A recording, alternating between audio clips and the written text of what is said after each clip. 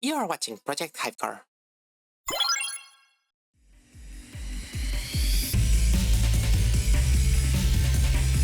Hello and welcome to Sakura Satellite. We are broadcasting directly from Sakura Planet, ready to give you your monthly dose of pop culture news. Superman is flying high with the announcement of Man of Tomorrow. However, the main character will be Lex Luthor. Meanwhile, Marvel has released the MCU adaptation of Marvel Zombies as their very early Halloween special, while Spider-Man Brand New Day and Avengers Doomsday smoothly progress.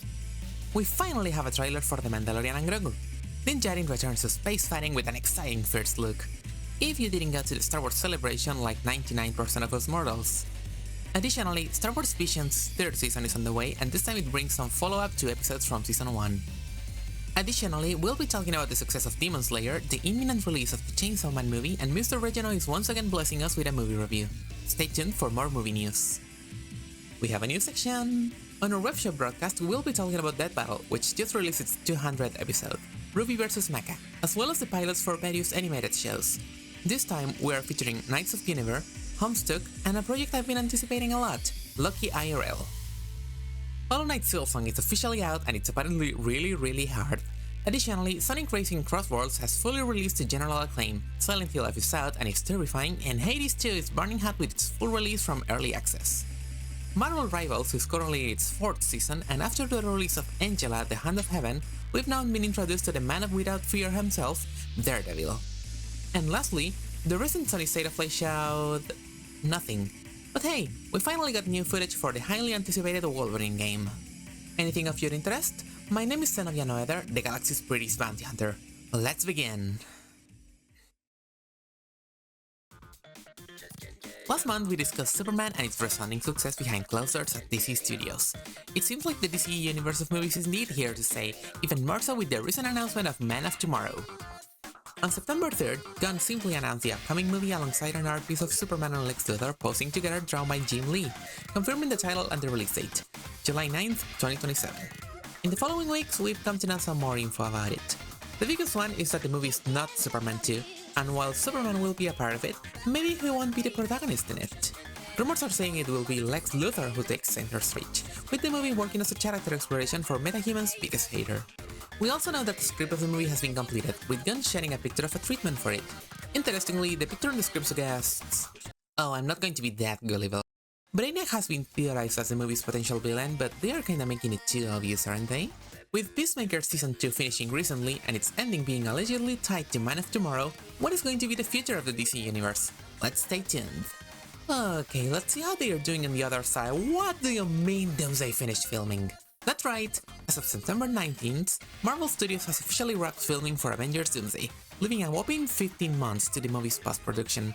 Doomsday is having quite the mysterious production to its name, with the latest direct piece of advertisement we've gotten for it being the infamous chair stream, which seemingly confirmed every actor starring in the film. It also spoiled Thunderbolts. Discussion online has revealed in its nebulous state, but we don't really know much of it in the end, other than Doctor Doom being the main villain. The actors in the chair stream could be the only ones, there could be a second mass announcement in the way, who knows? Personally, I'm fine with focusing on a new Avengers lineup, that's that. We spoke of it last month, but Spider-Man Brand New Day is still in production. It's been quite amusing to see the filming of it being shown in broad daylight, you know? It feels good to know the movie is smoothly progressing, although filming did recently halt due to Tom Holland getting a concussion while filming. Let's hope he's okay.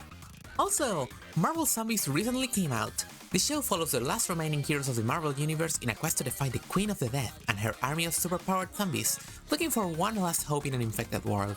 Don't be fooled by the title, as this doesn't adapt Marvel Zombies in any meaningful way, for better or worse. Being a short 4-episode series, Marvel Zombies serves as a good Halloween watch. It sure gets bragging rights on being the goriest and most violent MCU property, although it's hindered by being unfortunately similar to the What If show, both in art style and writing. Keeping up with Marvel may be exhausting, but with the future looking bright, let's see if they still have the magic to surprise us. The Mandalorian and Grogu finally got a non-exclusive trailer. It will pretty much be the 4th season of The Mandalorian, compressing to feature length and filmed in IMAX quality. We don't know much even from looking at the trailer. We can see Mando is getting a lot of his toys back, as well as Grogu having a more proactive role in the story. It doesn't really have any dialogue, so it's hard to analyze too much. But hopefully we know more in the coming months. Additionally, Star Wars Visions has a new trailer, as well as a confirmed release date, October 29, 2025. Something of note is that after Season 2 consisting of international studios, Season 3 is once again providing an anthology full of animation by Japanese studios, including Trigger, Wit Studio, David Production, and sequels to Production IG's The Ninth Jedi and Kamikaze Doga's The Duel. I love these. Please, more collaborative anthologies. Before we finish off this section with our monthly movie review, I'd like to mention two anime movies. Demon Slayer Infinity Castle released in cinemas on September 11th to resounding success, ensuring its spot as one of the highest grossing films of the year. Can't really blame anyone, the film looks beautiful. Additionally, Chainsaw Man the movie The Resort is almost out, releasing on October 19th. Maybe it'll be out when this video is out. Excitement for it has been high, especially as Kenshi Yonezu's Air is out. The theme song for the movie has been released online and become a massive hit. Of course, it's a direct sequel to the anime's current only season, so make sure to watch it beforehand. It's great! I didn't think I'd be so excited to watch anime in theaters. Well, there's a first for everything. Before moving on, Mr. Regino has once again blessed us with some movie reviews. Let's check them out. This month's special mentions go to The Ugly Stepsister, The Conjuring 4, and Dangerous Animals. They are entertaining in their own right with highs and lows, but sadly don't manage to hit as hard as the others that will be mentioned ahead. All three are worth checking out on digital whenever you're able to regardless. Who knows? Maybe you could find a film you love in these. The very awaited Demon Slayer movie Infinity Castle is the first of 3 movies to close out the final 2 arcs of this manga. The film may not be all that much story-wise, with nothing particularly standing out for the genre, but it knocks it out of the park in visuals. The film is just beautiful to watch, with Ufotable delivering visuals that will leave you mesmerized during the best action sequence. Great watch if you're a fan of animation. One Battle After Another by Paul Thomas Anderson is another movie that you need to watch, and we can't stress it enough. It's funny, action-packed, and even heartfelt at times, boasting a powerful message. One battle after another doesn't mean one defeat after another. The fight might not end, but that doesn't mean defeat. It also provides a much-needed social commentary in these trying times, which is a cherry on top. Without fear of being wrong, it is certainly one of the best movies of the year, an absolute must-watch. Last but not least, The Long Walk is another adaptation of a Stephen King work, just like The Life of Chuck, which we covered last month. While the premise may look silly at first glance, it doesn't even once take itself on seriously, making for a thrilling watch with killer performances from the cast all around. Shoutouts to Cooper Hoffman, who proved that he is indeed his father's son by making an amazing job as Ray Garrity, as well as for David Johnson, who proves once again that he is definitely a good sign that you're about to watch a great movie. Another must-watch. That's all for this month. Thank you once again for Mr. Regina, who will be back to the hole in his wall until next time. Maybe I should let him move to the back room of my ship. Any exciting news you want me to cover? Feel free to tell me in the comments. Well, let's see how malleable the satellite is. Last episode we managed to catch signals from various movies and video games, but what if we expand little by little? Let's see what's going on in the internet. Here are some Webshow news. Death Battle recently released its 200th episode, pitting together Ruby Rose from RWBY against Maka Albarn from Soul Eater. This is an important episode for the show. Not only is it incredible for any web show to get to 200 episodes, but this was also a highly requested episode not only by the show's fanbase, but also by Monty Oum himself, creator of the RWBY series, who passed away in 2015. It was always common knowledge that this battle was going to be featured in the show, and it's finally here. In general, Death Battle has gone through an amazing evolution over the years. Going from Screw Attack to Rooster Teeth and finally fully independent this year, the production quality has only been going up. The newest episodes in the show, including the most recent one, Blade vs Buffy the Vampire Slayer, boast a big production budget, so I'm quite happy for the Death Battle crew for being able to evolve and grow their show. Let's go for more Death Battle in the future. Now I'm going to be talking about some web pilots released in September. Strap in because we are going fast. Knights of Xenovia, the newest project from Dana Terrace, released on Glitch Productions on September 19th. It introduces us to a futuristic, planet-wide theme park dominated by the image of Princess Guinevere, but it quickly descends into a dystopic horror as we dive into the park's twisted entrails. It was a great watch, and quite polished to be Glitch's first 2D production, with fluid and eye-catching animation. Very recommended! Homestuck, the animated pilot produced by Spindle and adapting the web novel with the same name by Adrian Hustle, released on September 27th of this year. It's a frenetic 10 minutes of psychedelic visuals, frenetic animation, dialogue reminiscent of 2010's internet, and a frankly hard-to-follow storyline where John Egbert fights its own birthday before entering the beta of Suburb. If that sounded incomprehensible, yeah, same. It's only 10 minutes, so watch it if you're interested. Just don't expect to understand much. Lucky IRL, created by Pan Pizza of Rebel Taxi fame, released in September 7th. I'm talking about it last because it's the one I was the most excited for.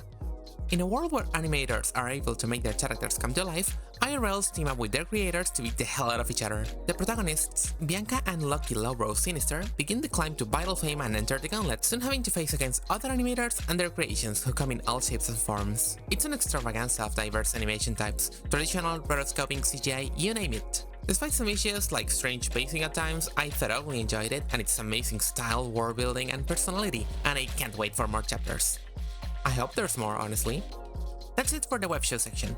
Is there any Webshow you'd like me to talk about? Leave it in the comments! So Hollow Knight Silksong came out. Feels a little weird to think about, right? What are we even going to ask for now? Mother 3? Either way, the game was released to nearly unanimous praise on September 4th. Things of note on its release include its surprisingly low price, which is welcome in the sea of quadruple-A gaming, and its extremely high difficulty. I've heard it so hard that the original Hollow Knight now kinda serves as the game's tutorial. What do you think of the game? Well, I haven't played the first one. Sonic Cross Worlds has come out, and it seems to be doing a great job at giving Sonic the first good rep he's had in 5 years. The game is fast, looks great, and people have been having a lot of fun running each other over with monster trucks on the tightest corner you've seen in your entire life. With the game receiving general positive buzz, I'm happy for Sonic fans finally getting a W. Silent Hill F is also out, and it promises a deeply profound story rooted in Japanese folklore. Written by Ryukishi07 from When They Cry fame, I can't recommend the game enough. But be careful. It is a heavy story, so make sure to check the game's content warnings and judge if you're mentally prepared for it. Death to Kronos. Hades 2 is out of early access and it's getting 10 out of 10s everywhere. Playing as Melina, a daughter of Hades, in a quest of revenge against the King of the Titans, you'll find plenty of new weapons, tricks, and allies as you explore the realms of Tartarus and beyond. Reviews comment on it being a bigger, deeper, and more ambitious version of the first game, so a step up in every way. In case you haven't played the first Hades, first, go do it, and second, you have no idea how big praise that is. Go play Hades 2, available on Steam. Marvel Rivals is currently on its 4th season, Heart of the Dragon, and with it has released 2 new heroes, Angela and Daredevil. While the latter has been highly requested, I'm happy to see Angela being included. She's an obscure character originally from Spawn Comics before making a move to Marvel Comics. And here she is now, fighting Daredevil, who has become the protector of the Egg City, harnessing a demonic beast to impose divine justice onto his enemies. Marvel Rivals is truly a love letter to Marvel as a whole, and I can't wait to see who they add next. I'm enjoying the game a lot, and I can't recommend it enough. Well, proceed with caution, it's a competitive shooter after all. What else do I have to talk about? Oh, right, the state of play. Nothing, an ugly Deus Ex remaster. Let It Die is still alive. Nothing. Oh, happy anniversary, God of War. Oh, we have our first, I repeat, first look at Insomniac's Wolverine. The game looks great. The trailer shows Logan using his adamantium claws to mow through enemies, showing off the gameplay and some amazing slicing and blood-splattering physics. We don't know much about the story, but we can see familiar faces from all over the X-Men universe, such as Mystique, Omega Red, and even an enormous Sentinel. I can't wait to see more of the game. You know, since we've seen so little of it. Yeah. What games are you excited for? Me? I really wanna play Wolverine. That's all for this month. Let me know what you liked or disliked of this episode since I'm still green in this regard.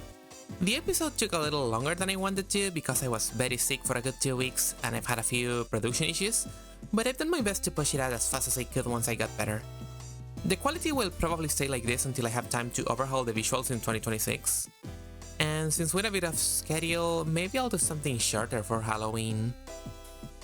Either way, this has been Xenovia Noether, the galaxy's prettiest bounty hunter. See you in the next mission. Sakura Planet out!